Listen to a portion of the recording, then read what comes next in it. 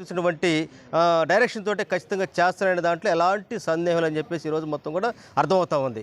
ఏదో ఇప్పుడు ఇందాక చూసాం సోషల్ మీడియాలో ఏదో అరెస్ట్ చేశారంట, తీసుకొచ్చారంట అని చెప్పేసి ఏదో కళ్ళనీళ్ళు తుడిసి ఏదో చేయటం అనేది ఇది కరెక్ట్ కాదు.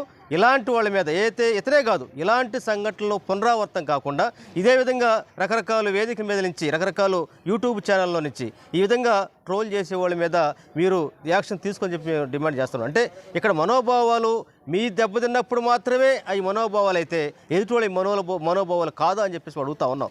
మీ యొక్క మనోభావాలు మీ మనుషులు మీకే ముఖ్యం అనుకుంటే మరి యువత వాళ్ళ మనుషులు కదా. అంటే సమాజంలో ప్రజాస్వామ్యంలో అందరూ మనుషులైనటువంటి భావాన్ని కలిగించాలంటే ముఖ్యంగా మీరు ఈరోజు ఎలాంటి వాళ్ళ మీద చట్టపరమైనటువంటి చర్యలు తీసుకోవాలి. తీసుకోవాలని మేము పోలీసులు విజ్ఞప్తి చేస్తూ ఉన్నాం.